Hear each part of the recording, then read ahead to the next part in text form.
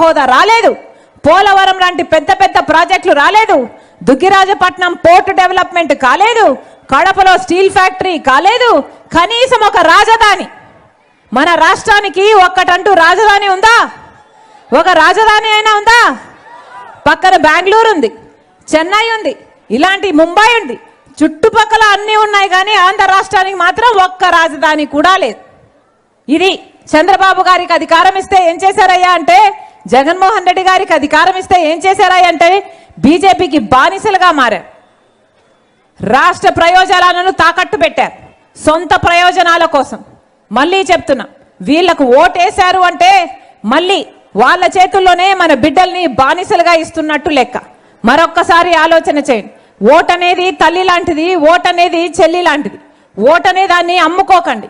ఓటేసే ముందు ఒక్కసారి ఆలోచన చేయండి. కాంగ్రెస్ పార్టీ తరఫున ఈరోజు ఎమ్మెల్యేగా రాజేష్ నాయుడు నిలబడ్డాడు. కాంగ్రెస్ పార్టీ తరఫున ఎంపీగా చింతామోహన్ గన్న గారు నిలబడ్డారు. మీరు కాంగ్రెస్ పార్టీని గెలిపించండి. రాజశేఖర్ రెడ్డి బిడ్డ మీకు మాటిస్తుంది, కాంగ్రెస్ పార్టీ గెలిచినాక 10 సంవత్సరాల ప్రత్యేక హోదా, 10 సంవత్సరాల ప్రత్యేక హోదా కాంగ్రెస్ పార్టీ తీసుకొస్తుంది. కాంగ్రెస్ పార్టీ మేనిఫెస్టోలో చేర్చింది, రాహుల్ గాంధీ గారు ప్రధానమంత్రి అయిన వెంటనే ప్రత్యేక హోదా మీద మొట్టమొదటి సంతకం పెడతానని చెప్పారు. మీరు ఆశీర్వదించండి. మీరు కాంగ్రెస్ పార్టీని అధికారంలోకి తీసుకురండి. ఎంపీ మీద, ఎంపీ ఓటు మీద, ఎమ్మెల్యే ఓటు మీద, హస్తం గుర్తు మీద మీరు ఓటు వేయండి. మేము మాటిచ్చి చెప్తున్నాం, 10 సంవత్సరాల ప్రత్యేక హోదా వస్తుంది. పోలవరం లాంటి పెద్ద పెద్ద ప్రాజెక్టులను పూర్తి చేస్తాం, బ్రహ్మాండమైన రాజధానిని కడతాం, దుగ్గరాజుపట్నం పోర్ట్ లాంటివి పూర్తి చేస్తాం. ఏపీ రీఆర్గనైజేషన్ యాక్ట్ లోని ప్రతి అంశాన్ని పూర్తి చేస్తుంది కాంగ్రెస్ పార్టీ. అంతేకాదు, కాంగ్రెస్ పార్టీని ఆశీర్వదించి పెట్రోల్, డీజిల్, గ్యాసులు, ఆర్టీసీ అయితే 4 సార్లు పెంచారు, ఎలక్ట్రిసిటీలు అయితే ధరలు 7 సార్లు పెంచారు, హౌస్ ట్యాక్సులు పెంచారు. అన్ని పెంచుకుంటూ పోయాయి, అన్ని పెరిగిపోయాయి. కానీ ఇచ్చేది మాత్రం ఎంత? ఒక చేత్తో మట్టి చెంబు ఇచ్చి ఇంకో చేత్తో వెండి చెంబు తీసుకుంటున్నారు. అదే చేస్తున్నారు. మీకు డబ్బులు ఇస్తున్నాము, బటన్ నొక్కుతున్నాము అని చెప్తున్నారు తప్పితే మీ జేబుల్లో, మీ చేతుల్లో ఏవైనా మిగులుతున్నాయా? అందుకే రాజశేఖర్ రెడ్డి గారు, అందుకే కాంగ్రెస్ పార్టీ ప్రతి మహిళ గురించి ఆలోచన చేసి, ప్రతి పేద కుటుంబానికి భరోసాగా ఉండడానికి, మహిళ తన ఇంటిని సంతోషంగా నడుపుకోవడానికి, అందరికీ తిండి పెట్టడానికి, ప్రతి పేదింటి మహిళకు సంవత్సరానికి 1,00,000 రూపాయలు, ప్రతి నెల 8,333 రూపాయలు, అంటే సంవత్సరానికి 1,00,000 రూపాయలు ప్రతి పేదింటి మహిళ చేతిలో కాంగ్రెస్ పార్టీ పెడుతుంది. అంటే 5 సంవత్సరాలలో 5 లక్షల రూపాయలు. ఆలోచన చేసి కాంగ్రెస్ పార్టీ మీద ఓటేయాలని రాజశేఖర్ రెడ్డి బిడ్డ కోరుతుంది. ఇక బిడ్డలకు ఉద్యోగాలు ఉన్నాయమ్మా? ఉద్యోగాలు వస్తున్నాయా?